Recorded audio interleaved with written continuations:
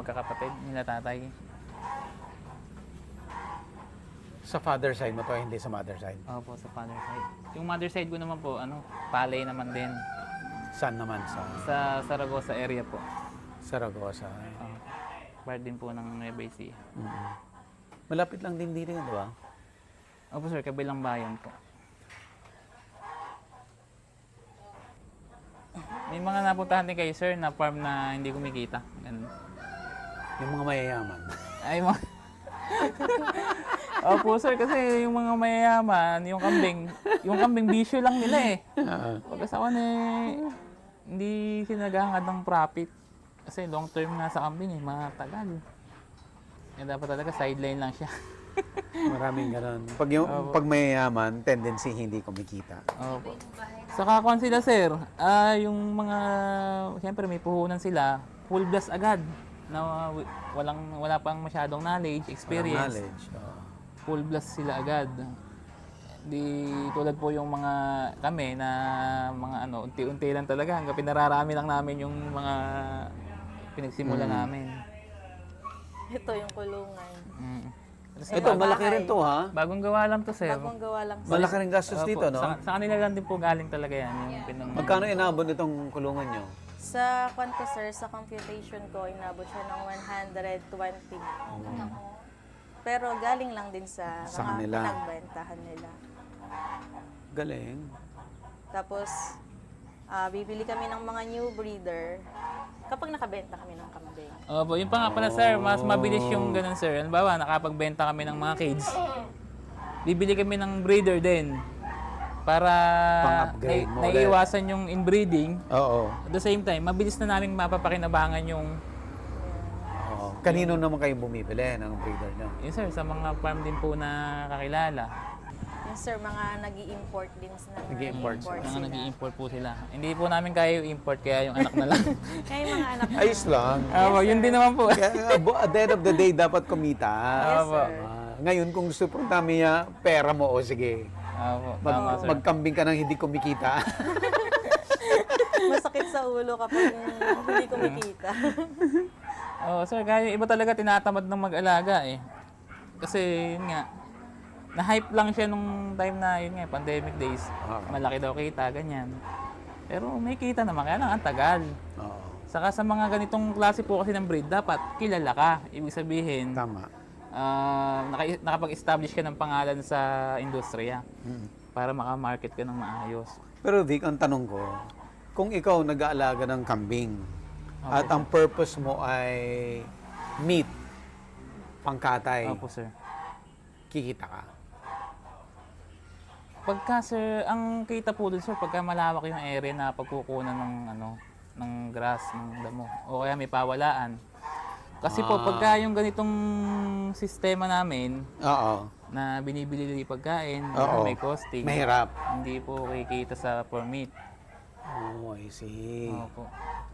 So, dapat yung pinapastol. Opo, yung pinapastol, sir. Yun po, siguro. Kasi ang gastos mo lang doon, yung uupa ka ng tao.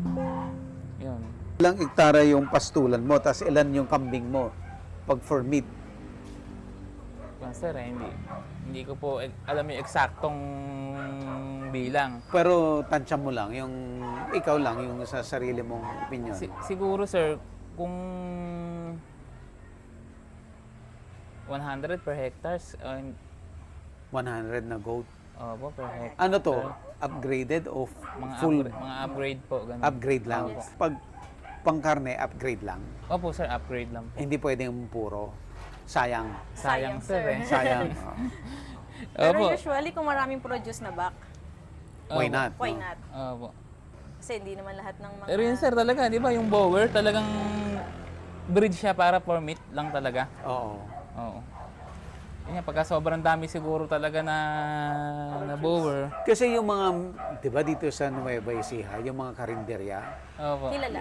yung mga, di ba puro may kambing? Tapos Opo, minsan may darating na delivery, isang Yes, mga 20, 30 na kambing. Opo, ganun, sir. Ganun yung, imagine mo yun kung isusupply mo yun sa kanya, di yung laking pera nun. Ayun nga pala, mami, may buyer tayo, yung tagagapan, si Tagagapan, Sir Rex. sir. Pang Sir, ganun. slaughter. meron siya Oh, sir, yes, sir. area na Hello pinawawalan. everyone. Welcome to the Mga Mac. napier. Mga napier naman yung tanim niya. Oh. Yun sir, maganda yung market niya. Anytime niya kasi gustong magbenta, dadalhin niya lang sa Katayan, sa Karenderya. Nauubos yun, no? Opo, Yes, sir. nauubos yung mga Kumikita products. yun. Ayun sir, Yes, may, sir. may kita yun sir. Nare-reach niya yung kilogram na Opo, sa maikling panahon lang sir. Opo. Kasi ang mga ang hinako niya, pinoproduce niya, bowang, Opo, yung crossbreed po ng Crossbreed Anglo-Nubian ng- saka saka Bower. bower. Ah, okay. Kaya sa kapag 4 months, na-reach niya na yung mga kilos na kailangan niya. Benta. Benta na Benta. po. Yun sir, kumikita yun. Kumikita siya, Mabilis sir. yung transition ng ano niya. Oo. Ang pan lang nun, napier. Mabilis yung saka return pala. Pagka malapit na ibenta, yun ang ipinapakain po Pa- nila. papatabayin na niya, no? Papatabayin Eco-condition na niya. Kasi sir, sa kambing naman kasi hindi sila tataba ng, lalo yung may breed, hindi sila tataba sir ng purely grass lang, Oo. forage. Kailangan din nila ng mataas na protein. Kasi mataas yung requirements nila eh. Mas malaki kasi yung body weight nila. Wala kayong plano na Structure. ganon, yung fattening. Pag may area po siguro Yes, sir. sir. Area talaga yun. So, bibili ka muna lupa. Opo. Pwede ka mag-rent. Hindi, actually sir, meron naman kaming nabili, kaya lang. Oh, yan naman pala eh. Oh. Kaya lang, kailangan ko pang i-develop. Kasi Saan yung nabili niyo? farmland. Saragossa. Saragossa, sir. Pero Malapit lang. Maliit lang Ilang yun po. hektarya yung maliit Sir, mo? maliit lang po yun. Mga, Kasi yung maliit dito, I'm sure, malaki. ano lang sir, pang residential lang yun. Ah, okay. Backyard lang din ang plano ko po doon. Kung sakali. Meron na siyang kanda. Pero yun nga, Pero pag may isang hektarya ka na pastulan, kulang, no? kulang sir pagka madayo. Kulang, no? Mga Pero dapat. pagka sir silage production din, mas Ayun. marami kang Okay din yung silage production for, fattening? Opo sir. Kaya rin? Kaya yes, rin sir, po. kaya po. Ah, hindi lugi. Hindi po sir. Sa bagay, silage mo Lalo naman. kung sarili produce. Tapos meron kayong mga yun, yung Yes, sir. sapal ng soya. Oo. Napier sir, saka yun Ito ang nga. bait niya, no? Opo sir. Kanina pa naka... Battle fed po. Battle fed po Ah, kasi bakit? sir eh. Ganun sir yun eh. Battle fed siya. Nabili po namin siya na 1 month old. Oh. Dahil gagamitin din namin siyang breeder dito sa namin. Yes sir, bali imported po kasi yung mga parents niya. Oh, I see. Kaya siya yung next namin. Pan pa lang siya, ilang 3? Going 4 months. Going 4 months. Going for... Battle fed po siya. Gasanay sa tao. Balikan natin si Vic at saka si Joyce 2 years from now. Baka, ano na, Opo, hoping sir na big time na. Hoping, sir. At saka maganda, bata pa kayo eh. Opo. Laki na ang chances na, yayaman. Sir, marami rin sir, marami rin na rin kaming error.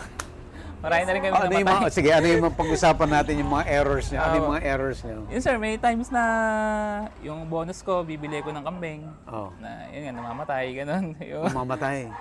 yung umpisa po namin. Anong cause ba't namamatay? Dati po kasi sir, yung nagpapawala lang po ako dyan sa area na to. Nakakain ng uod. Nakakain po ng, yun nga, Plastic. plastic. Good. Kaya, Parasite. kaya nag-come up naman kami sa ganitong sistema na poly confinement, silage, feeds, ganyan lang po yung pakain. Meron pa yun, yung lahat ng paanak, nag-horn. Sir, meron pa yung buong paanak namin ng season na yon. Nag-dehorn ako, tinanggalan ko sir ng Oh. sungay. Oh. Lahat, Parang na siya, natetano. lahat patay. Patay. Anong mali mo? Eh yun nga sir. Nasobrahan mo? Sa Kung tetanus, sir, sa tetano po. Kasi nung nag-dehorn ako, pinastol ko rin sir, pinapastol ko rin sila dyan. Siguro nga grass Nakakuha. Nakakuha Sir, po. lahat yun patay. Lahat yun sir. Ilan yun? Parang kulang 10 din Kulang po yun. 10 yun. Iniyak mo yun. Puro pure breed po. Magkano yun? Halaga dapat nun. Sir, sa 20 na lang po, isa ka mo sir. Oh, birihin mo yun. Sa 10.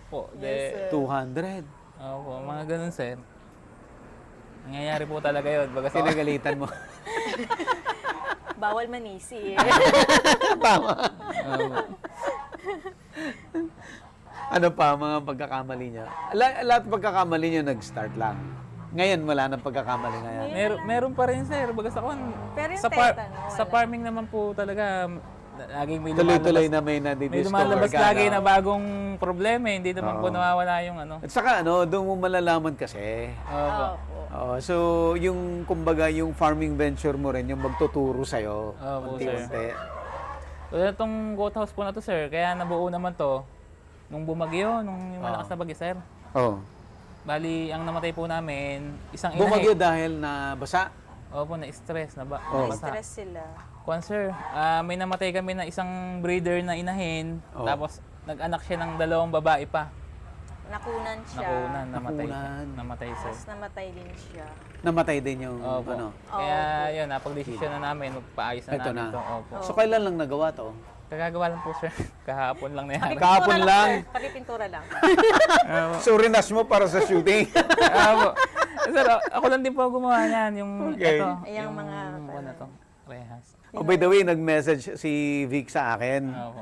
na ano, sabi niya, paano daw ba ma-feature sa agribusiness? Opo, sir. Anong sagot ko?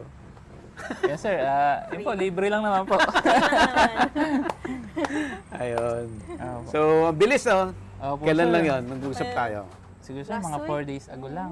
4 days, 5 days ago. Oo. Mga ganun lang, sir. So, ganun ho kami kabilis mag-respond. Opo. Gulat kami. Ayan. Laser ka. Pa-feature na po kayo. Libre. Opo. Mabait pa si sir. Oo. Hindi naniningil. So, matagal na nanonood ng agri? Opo, sir. Matagal na. Matagal na. Pero nasimulan ko sa riyan yung kay Aro Valerio nung nag-ano po Oo. kayo. Kasi ganito din yung kanya eh, Oo. Anglo-Nubian. Tapos yung sa SRC, Yung sa sir. SRC, sir. Opo. SRC. Yung Sa small ruminant, sir, si LSU. LSU.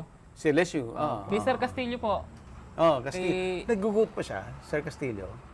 Taga San Leonardo po ba? Yung San Leonardo si ba Sir siya? Conrado? Oo, Conrado. Meron Opo, pa rin. Nagugot yung... Malaki pa rin siya. Malaki pa rin, sir. Nakakuha rin po kami sa Kanya? kanya ng mga breeder eh. Opo, dati. Kailan lang nakapagbenta siya. Mm. Meron din siyang market. Opo. Oo. Ayun po, malawak Ay, po. mga nauna, kauna-unahang GOAT Ayan. episode ko ay si LSU. Marami nang na-feature kay Sir Neil. Opo. Yun nga, sir. Next na ano naman po namin yung sa milk. Tatry namin Milk. mag-process. Yun, kaya pinanood ko yun. Yung sa may, yung sa may SRC nyo, sir. Pinanood ko yung pagpaprocess ng milk. Yun yung tinatarget ko this Madali year. lang naman. Ating bagay. Yun po. Totoo. Opo. Ganyan naman din ang thinking nito. But minsan, ini-embrace niya. So, ang daming trabaho. Siya din naman ang burn out. Yun nga po. Siya kasi, Yun pan nga siya, po eh. kalimitan siya, hindi siya nag-aas ng help. Oh. Gusto mo ikaw gumagawa? Perfectionist ka siguro. Yes. So, sir, yung ito, yung ginawa itong ano to, nung ginawa siya nung wala ako, nung pagdating ko, inulit ko pa. Inulit niya, sir. As in, yung flooring, inulit niya. Kasi pagka po inaapakan to, hindi siya yung kahoy niya nakababa. Nakababa yung kahoy. Ulitin ko nga ako, inulit ko pa. Gano'n siya ka-perfectionist. Ilang years na pala ito? Yung... Kahapon. No, I mean, ilang years na kayo nagnenegosyo? Matagal na. Kasi Before kinasal- pandemic, no? Opo. Kinasal kasi kami 2021. Mm. So, ibig sabihin, siya talaga ang nanguna. Mm-mm. So, ako nag-support lang. Support. Hanggang sa, ayan, lumago naman. Mm-mm. So, nagpi-feed ka ng mga animals? Yes po. Oo. Galing. Kaya Tapos, mo? Kaya mo? Siyempre, pag... Kakayanin po, di ba po? Yeah. So, nararamdaman mo palaki yung negosyo? Yes, sir. Kasi, i-compare mo siya sa Nung dati. mga dati. Nung nagsimula kami. Kasi, sa totoo lang, ang